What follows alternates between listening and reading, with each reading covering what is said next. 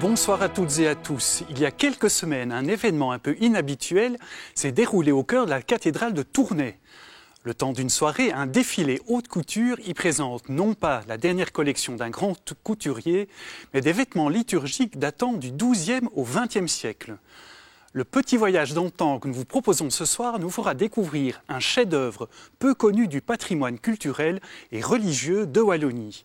Des chasubles et des chapes confectionnées dans des tissus précieux, finement brodés et décorés de pierres précieuses. Ces ornements que portait le prêtre lors des célébrations solennelles à la cathédrale sont les témoins d'une vision passée de l'Église et de sa liturgie, selon laquelle rien n'était trop beau ni trop cher pour manifester la gloire de Dieu. Depuis le Concile Vatican II, l'Église catholique a renoué avec une liturgie plus sobre, plus simple, voire dépouillée, qui manifeste davantage Dieu qui s'est fait pauvre parmi les pauvres. Reste aujourd'hui, dans l'art religieux, la recherche de la beauté qui se veut reflet de la beauté même de Dieu. Je vous laisse découvrir le reportage réalisé à la cathédrale de Tournai par Corinne Owen et Jean-Louis Gios. Ce soir, tout est calme sur la grande place de Tournai, sous le regard de la cathédrale aux 5 clochers, patrimoine mondial de l'UNESCO. À l'intérieur, ils sont nombreux à s'activer pour retirer des tiroirs un trésor gardé précieusement. Des centaines de vêtements liturgiques allant du XIIe au XXe siècle reposent ici, à l'abri de la lumière, de la poussière et des regards. Aujourd'hui, ils reprennent vie, le temps d'un pari inattendu, un défilé haute couture au sein même de la cathédrale.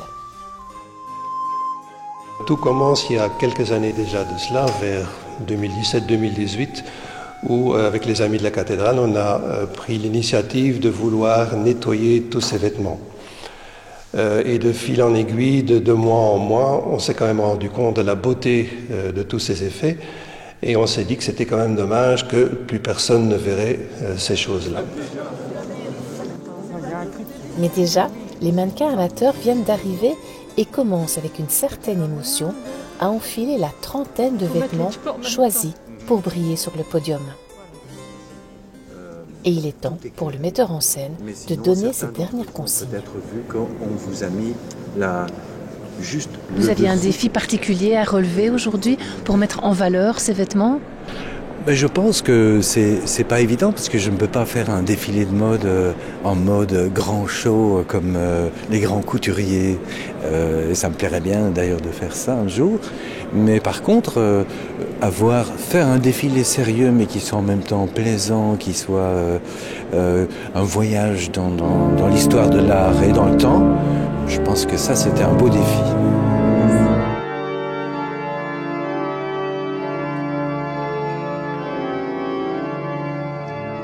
Comment les avez-vous choisis, ces vêtements ? Alors, il y en a énormément à la cathédrale de Tournai. On considère qu'il y a 800 pièces.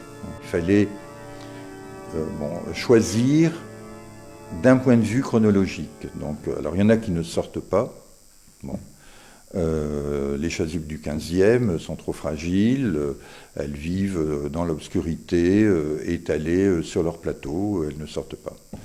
Et puis après, on a pu commencer à discuter et on a sorti tout ce qu'il y avait de plus beau, de plus précieux, de plus rare, au niveau essentiellement des broderies.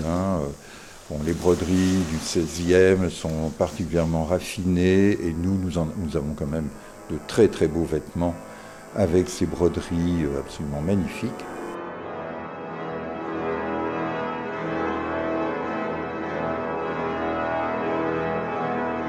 Comment est-ce que vous expliquez qu'à l'époque, on ait travaillé autant de matières précieuses ? Je pense qu'on les a travaillées pour la gloire de Dieu, parce qu'elles sont le reflet de la splendeur de Dieu. Et que toute la liturgie de ces époques-là, 17e, mais surtout 18e, enfin 17e, c'est le Concile de Trente qui va mettre ça en place. Et donc on va mettre en place une liturgie beaucoup plus humaine, qui stimule les sens de l'être humain. Donc on va stimuler l'odorat avec l'encens, on va stimuler la vue avec ces vêtements. Hein, des vêtements en fil d'or et d'argent qui scintillent pas, mais enfin ils réagissent à la lumière flottante des cierges et des bougies.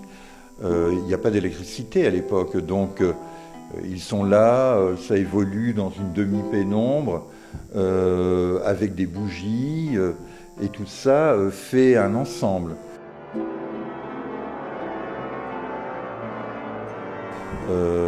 Les sons pareils, on va mettre en place une musique particulièrement développée pour stimuler l'ouïe.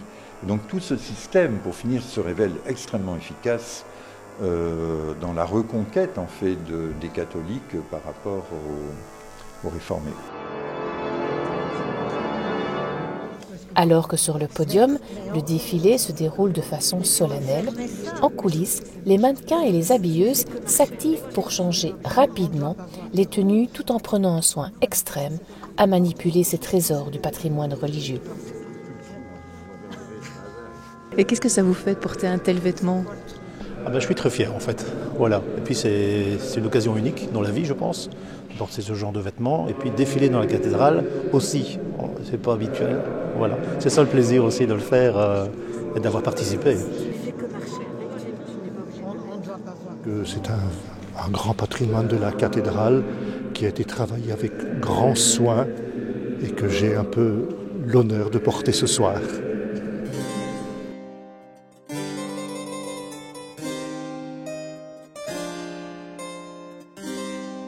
Certaines chapes pèsent plus de 10 kilos et valaient, à l'époque, le prix d'une église de campagne.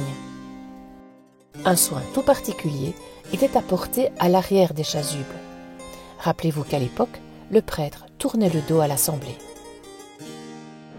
Aujourd'hui, après Vatican II, c'est un peu différent, on l'a dit. Donc on est plus proche de l'Assemblée quand on célèbre, puisque c'est tout le monde qui célèbre et pas seulement un qui préside, donc c'est tout le monde qui célèbre. Et donc on a des ornements différents.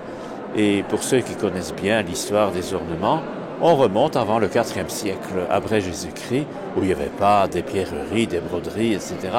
Donc on est davantage, je ne vais pas dire habillé comme tout le monde, on voit quand même la différence.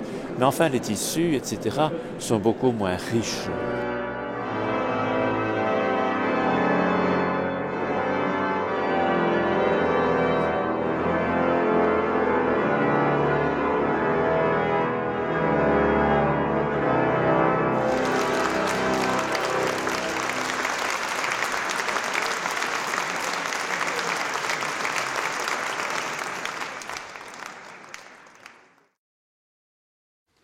Voilà pour ce défilé de mode un peu particulier qui nous a fait voyager dans le temps et surtout dans la liturgie catholique.